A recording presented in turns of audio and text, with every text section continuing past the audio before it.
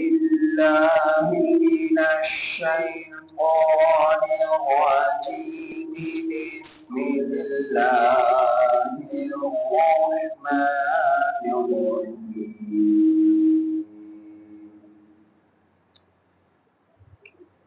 وألق عصاك فلما رآها تهتز كأنها جان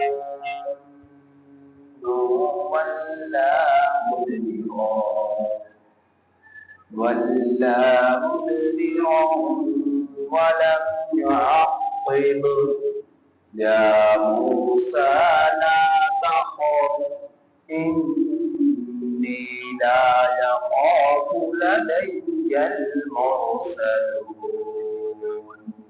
إلا من ظلم ثم بدل حسنا بعد سوء فإني غفور رحيم. وأدخل يدك في جيبك تخرج بيضاء من غير سوء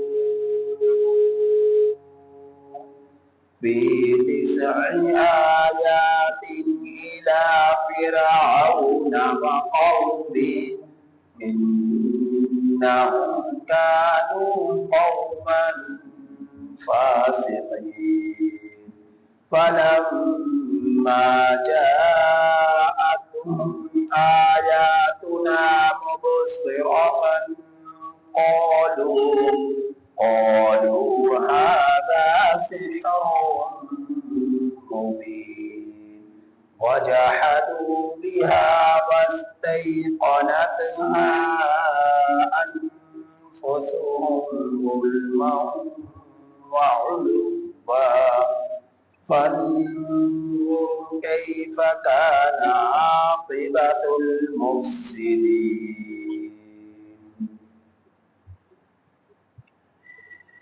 یہ سورہ نمل کی آیت نمبر 10 تا 14 آپ حضرات کے سامنے تلاوت ہوئی۔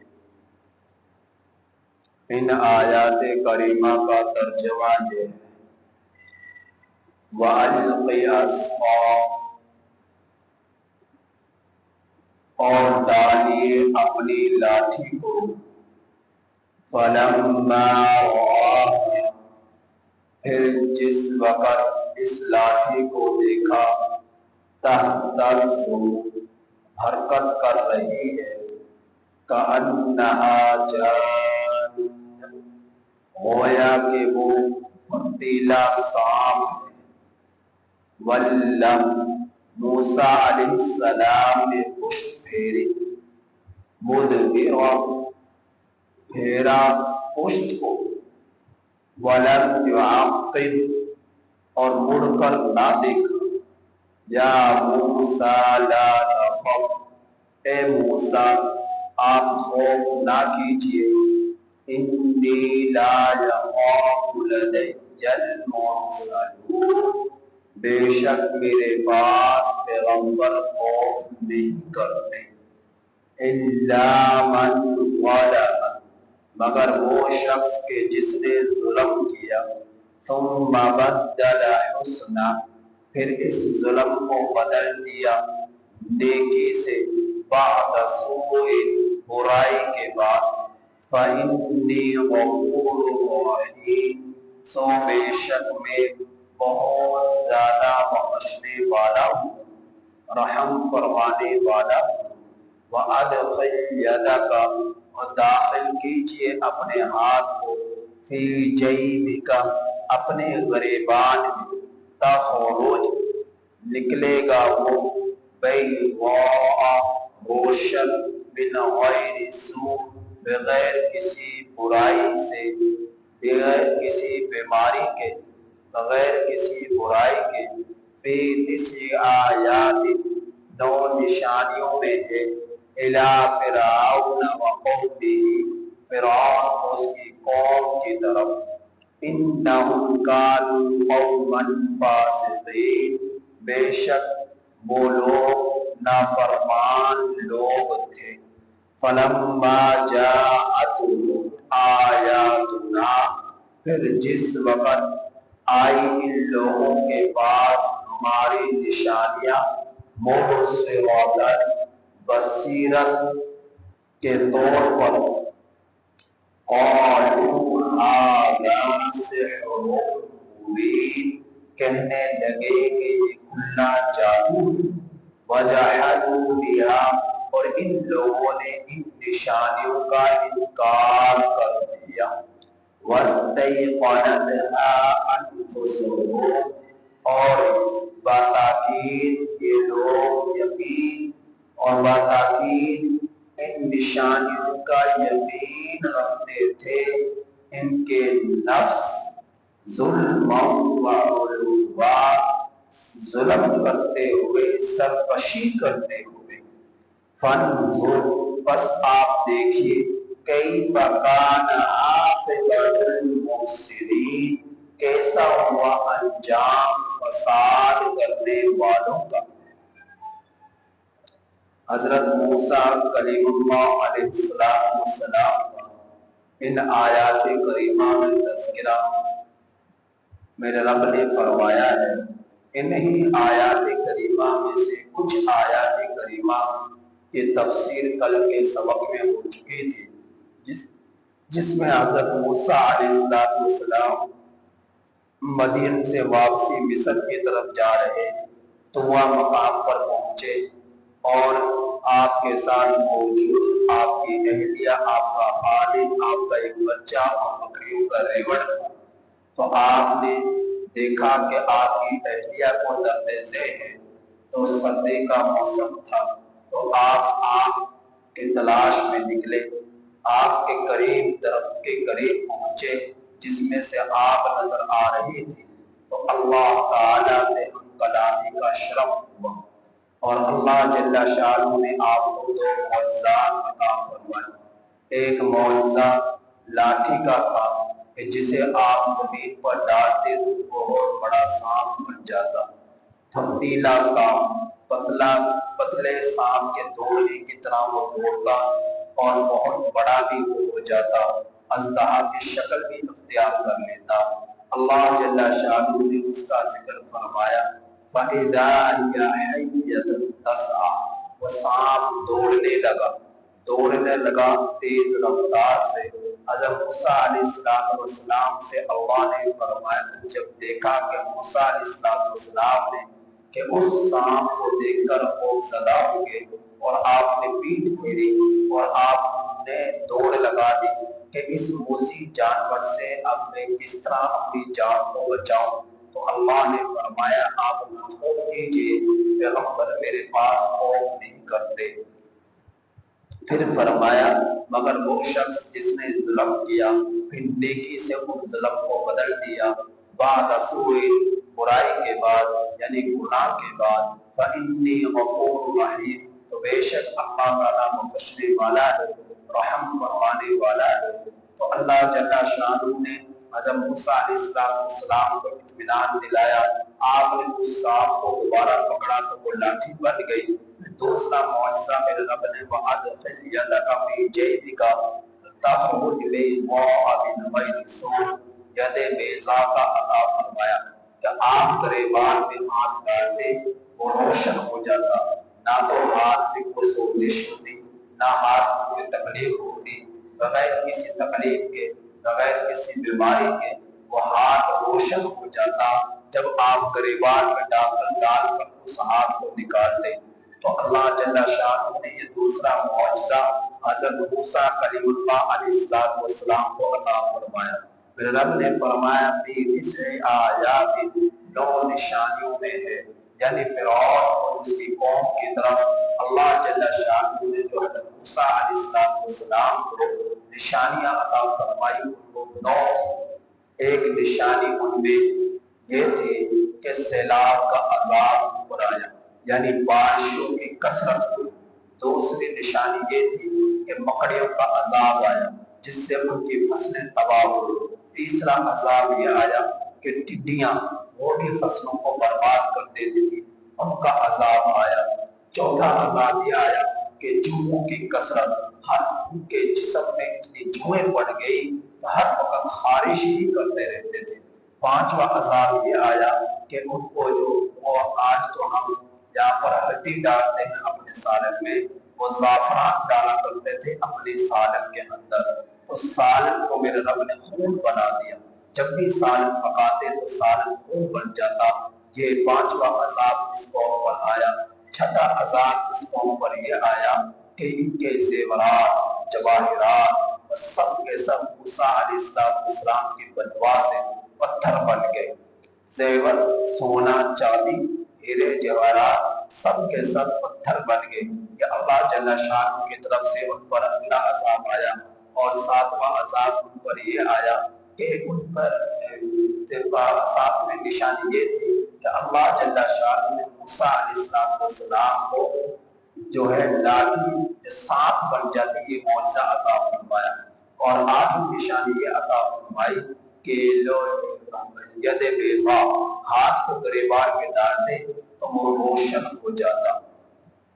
اور اگلا نواں عذاب یہ آیا کہ مینڈکوں کا عذاب، کہ مینڈکوں کی کثرت ہو گئی کہ ان کے لیے آرام کرنا، گھر میں رہنا یہ مشکل ہو گیا۔ تو یہ 9 معجزات اللہ جل شانہ نے حضرت موسیٰ کلیم اللہ علیہ السلام کو عطا فرمائے۔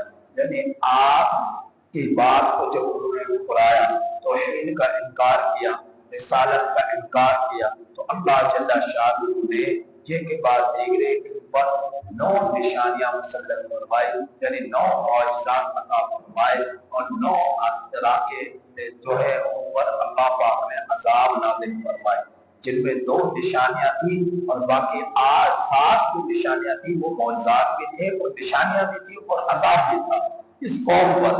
تو اللہ جل شانہ نے ان کی نافرمانیوں اور بدعمالیوں کی بنا پر یہ عذابات قوم فرعون پر مسلط فرمائے، یہاں تک کہ دریائے بحر کلثم کے اندر یہ پوری کی پوری قوم غرق ہو گئی، تباہ ہو گئی، اور عبرت کا نشان میرے رب نے ان کو بنا دیا۔